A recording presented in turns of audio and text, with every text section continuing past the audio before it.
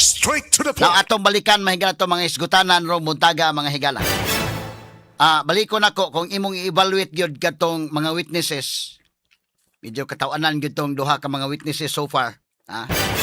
Kinis matibag mahigala mo'y last witness sa Article 4. Murag dili siguro mo katawa mo ani kay delikado mo katawa mo ikiha mo.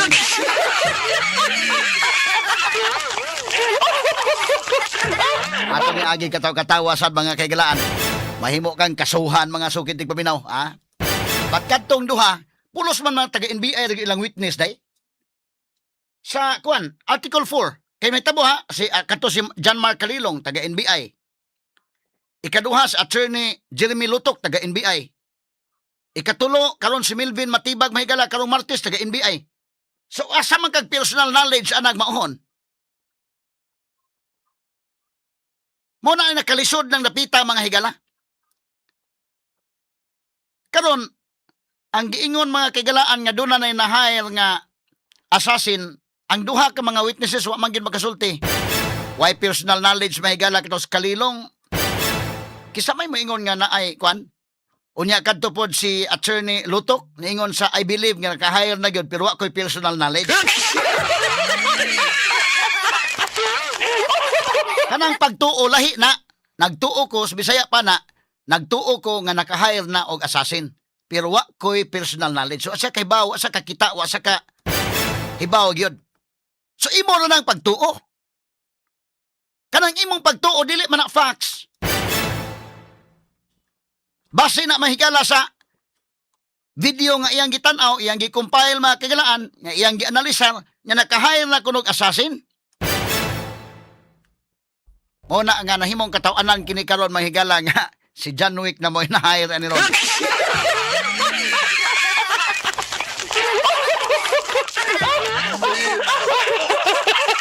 Kaya ang gisulti mahigala, nagtuo ko nga naka-hire na og assassin. Kana, objectionable man yun. Kaya nga sa pagtuo nga, may mag-fax na. Nagtuo ko nga naka-hire na assassin. Pero wa ko'y personal knowledge. Kanang pagtuo, mura na sa katong kanta nga ba nga, kinini ang, sa tong kanta haday sa matud mo ba ito na? Way sukod ang akong pagtuo, nga matuman ang akong mga damgo.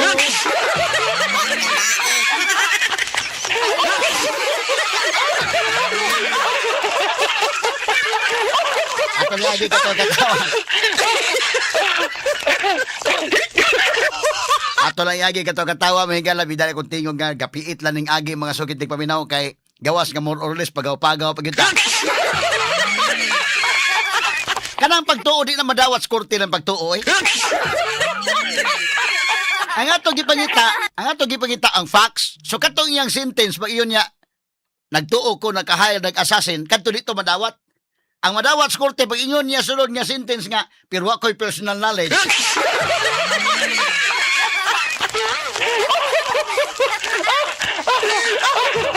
Kanang pulong pagtuo mahigala porbida, Way sukod ang akong pagtuo, nga matuman ang akong mga damgo.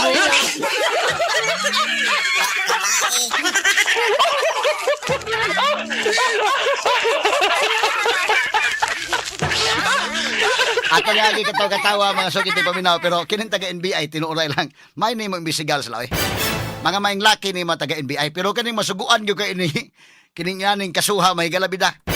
Unya wa kay mahimo bang imo ligod-igo ka sa pagtuman. Lisod kay actually kining kasuha ato ibalik ilang tumo nga pasakaan si Sara Duterte og kaso sa impeachment. Gituyo tong imbestigar tong Quadcom. Sige mga imbestigar, sige imbestigar. Hangtod kadugayan lang gipatawag si Zuleika Lopez. Pagpatawag ni Zuleika Lopez ilang gi-contempt. Pag contempt na suko si Sara Duterte nga iyang chief of staff nga gipatawag gi-contempt. Nga di pa na igo, pagkagabi ibalhin mang higala ngadto sa prisuhan gyud. Ngano ibalhin mas prisuhan nga contempt man sa Congress. Wa man sa ng chief of staff mahigalang Sara. Moto naka yaw-yaw Sara mga sukid tig paminaw. Pag yaw-yaw, agi-appeal na. Sige, appeal po ni sa grounds impeachment.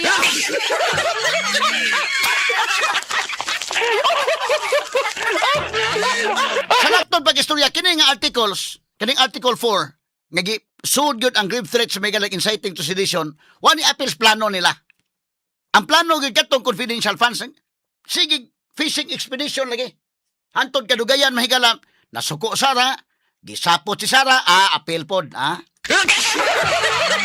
Pero kung imong tanawon alanganin kayo, muna nga, dili lang ang NBI magipa-imbestigar. Hasta mahigalang atong kapulisan. Muna ako balikan gamay story ha, kay dunay pamahayag si Nicolas Torre ani. Kay at that time si Torre mahigala, maoy si IDG chief inday si IDG chief. Kay ingon nga, nag-imbestigaran na sa NBI. Hasta ang sa IDG imbestigar na. So si Torre gi-interview mahigala karong bag-o. MMDA naman siya karon.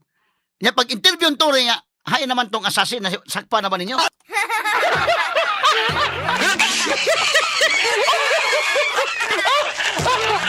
Manitubag ni Tori ay ato paminawon ko no Rald. Kane say audio ko no dong, audio dong. I'm not very sure. Sige. Chief noong iniimbestigahan yung contracted assassin yung mano. Yun ang mission nyo noon to find out kung may Sara. Nahanap nyo ba yun? Medyo matagal na, ano? At saka hindi ko na masyadong naalala ang mga detalye. Hanapin kung may kinontract na assassin si VP Sara? I don't think na merong specific na gano'n na baka finding ang ginawa namin. What fact did you find, sir? Hindi ko maalala hindi ko maalala kung anong actions namin doon eh. Hindi ko maalala. Ang isa na maalala ko lang doon is may nag-file ako ng parang Grave threat? Hindi eh. Hindi against kay VP Sara. Against kay PRD mismo ang na-file ko noon na parang yung against sa mga senador. Di ba? Yung sabi niya about sa mga senador. Nothing on VP Sara's grave threat? During that time, I'm not very sure. I'm not very sure. Hindi ko na maalala. Hindi ko ma-remember. Mabuti sir, hindi kayo pinatawag na witness sa impeachment. Ito sasagot ko. Ayan! Mag-review ko. Kasi si Director i-review ko ang Matibat utak ko. naka-line up kaya rin nabanggit I-review din. ko ang utak ko kung ano ang maalala ko regarding that matter kasi parang hindi ko na maalala eh. Apo, sige. Wala kayong final kay VP Sara, nag-file kayo ng grave threat kay FPRRD. Hindi grave threat ang final ko. Kasi ang grave threat, ifa-file mo lang kung... Ay, ano lang pala, sir? For inciting unlawful Inciting utterances.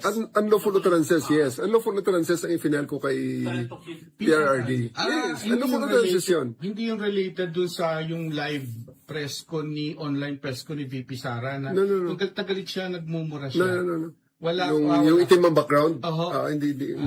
Wala akong maalala doon. Ang maalala ko yung kay PRRD na yung parang ang maalala ko yung mga senador na sabi niya, yung senador na yan, pasabugin natin, something like that. Napatayin lahat ng mga yan. So, unlawful utterances ang final ko bilang chief ng CIDG. Or hindi nyo na ma-remember. Kasi there are news articles that says that you were tasked by General Marbil, specifically kay VP Sara, to look into it, yung live press ko na yun. I don't think na ang maalala ko lang yung Yung kay PRD lang. kay PRRD at saka yung sa St. Luke's lang, yung kay Attorney Lopez. Yun lang. Yung ngayon lumalabas ang mga video na yun eh. Oho. Thank you po, Jen. Okay, so muna ang pamahayag ni General Nicolas Torre, na naman siya karon sa kuan, na nasa MMDA, gipangutan na nga to sa mga reporters, kay ikaw may sa IDG chief sa una niya. Mo man nagawa sa mga articles, kay mo man to pamahayag nila ni Attorney Lutok nga gawa sa NBI, ni pagawas og statement ang PNP, ni pagawas og statement ang AFP, ni pagawas og statement mahigala ang kini ang National Security Council, ano ba? So gipangutan na story, kay story man mahigala mo ay si IDG chief at the time, kung unsa man to. Kini ni ang naban inyo bang gipangita tong assassin?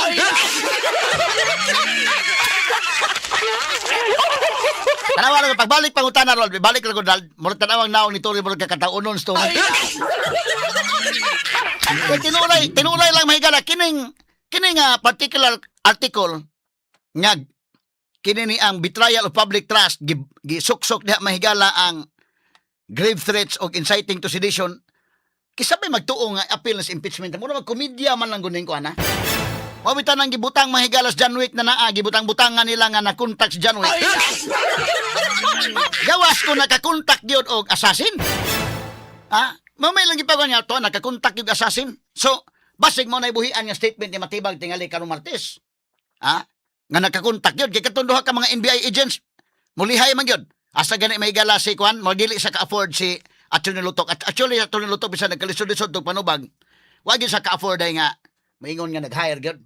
Ang yang giingon, ang kong pagtuo, I believe naka-hire, but wa ko'y personal knowledge. So, kutob na sa pagtuo, mahigala, pero kanal naging pagtuo, doon ay kanta na nga, way sukod ang akong pagtuo nga matuman, ang akong mga damgo.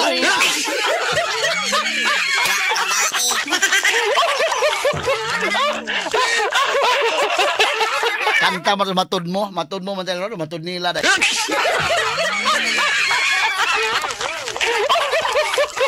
Way labot ng pagtuo oy nata sa husgado oy.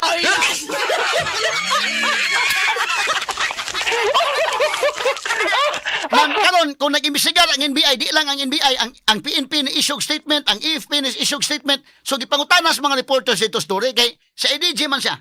Ay kaning PNP may galang imbestigar, ari man sa IDG kinaday. Criminal Investigation and Detection Group. Mamay lang tahasan na. So ikaw isip si IDG chief sa una unsa man na kitaan ba to yung assassin?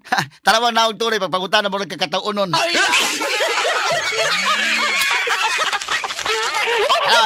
Balik ka may Ralbe ang pangutan na Ralbe. Balik ka may. Chief noong iniimbestigahan yung contracted assassin di umano. Yun ang mission nyo noon to find out kung may kinontract na assassin ng si VP Sara. Nahanap nyo ba yun? Medyo matagal na, ano? Pause. Nakatawas to.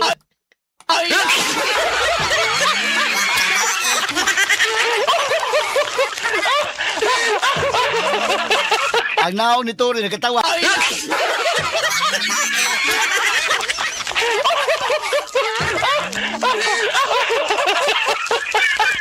Mura mga higala pag naong ni Tori yagaon kayo.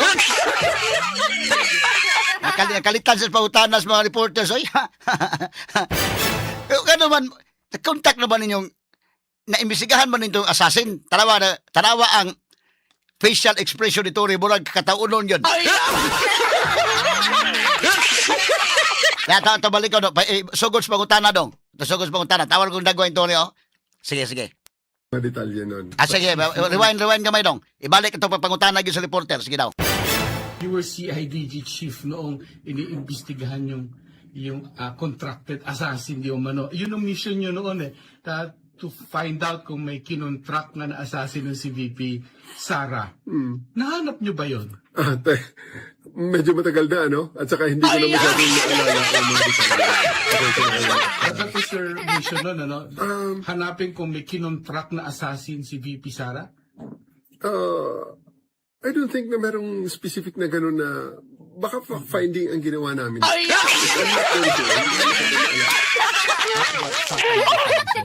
Hindi ko maalala kung anong actions namin doon eh. Hindi ko maalala ang isang maalala. Okay, pause. Wag yun mahanap ang assassin. Ano yun, kanang istoryaha, wag yun eh.